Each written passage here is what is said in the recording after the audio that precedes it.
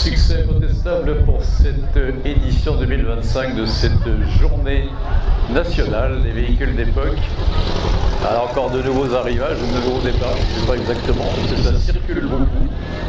On commence à avoir un petit peu de peine à faire rentrer tout le monde sur ce parc qui est pourtant immense, donc certainement aux alentours de 400 véhicules. Et beaucoup de foule parce qu'il y a le soleil naturellement et ça c'est quand même particulièrement agréable. Si vous avez envie de faire des photos, bien sûr, vous pouvez, c'est même conseillé. Si vous avez envie de vous intéresser aux véhicules et de savoir un petit peu d'où ils sortent, comment est-ce qu'ils étaient au départ, enfin voilà, poser des questions techniques ou mécaniques aux différents propriétaires qui doivent être par là. En général, ils sont plus ou moins près de leur véhicule. Bon, ils sont peut-être en train de se restaurer d'ailleurs au passage. Donc n'hésitez pas à le faire, bien évidemment. Nous sommes là jusqu'à 18h. En tout cas, un succès formidable. Vu la file d'attente devant les food trucks et puis également du côté des bars, il faut s'en remettre un petit peu de patience pour pouvoir déjeuner. Donc voilà, il est 13h41. Oui, on prend un petit peu de retard, mais c'est dimanche, il n'y a pas de problème, profitez-en. Vous pouvez même aller, pourquoi pas, vous faire un petit peu bronzer si vous avez envie de vous poser dans la pelouse de la Cité de l'Eau qui est entre la piscine et la salle Olympe. On vous le disait il y a quelques instants, donc des véhicules qui s'en vont, qui vont peut-être faire un petit tour. Après tout, il fait beau, hein, ils en profitent, sortir ces véhicules d'époque. Et d'autres qui arrivent, donc ce qui fait qu'à chaque fois, le parc ici sont stationnés tous ces véhicules, à peu près 400, hein, on a compté un peu ce matin.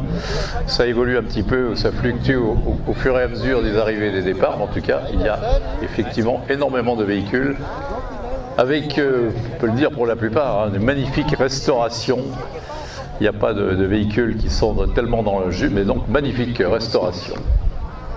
Et bravo à tous ces propriétaires. C'est la vôtre, celle-là? Celle-là, elle a été rénovée en partie par Vintage Mécanique. Ah oui, je me souviens, vous étiez déjà là l'année dernière, effectivement. Ouais.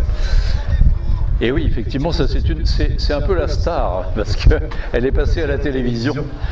Si vous connaissez, c'est RMC Découverte, la chaîne, donc Jean-François Alain, donc un petit peu le présentateur de cette émission qui s'appelle Vintage Mécanique. Et je crois me souvenir que c'était le lot d'une tombola.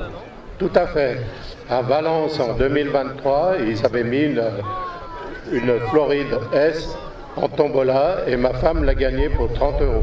Voilà, et on rappelle que la tombola, si j'ai bonne mémoire, c'était pour Grégory Le Marchal pour la lutte contre la mucoviscidose. Donc vous avez fait une bonne action, mais en même temps vous avez fait une belle affaire. Voilà, tout à fait. Alors du côté des véhicules militaires, là, il y a déjà une belle collection qui s'est agrandie depuis ce matin.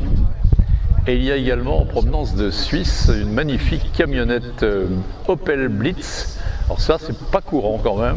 Elle est magnifiquement restaurée. Je vous propose d'aller faire un petit tour. Voilà, c'est tout de suite après la belle collection de Jeep là-bas. C'est pas des véhicules que l'on voit de manière très très courante. L'arrivée d'une superbe 2 chevaux Charleston. Alors celle-ci, on a l'impression qu'elle sort de l'usine Citroën.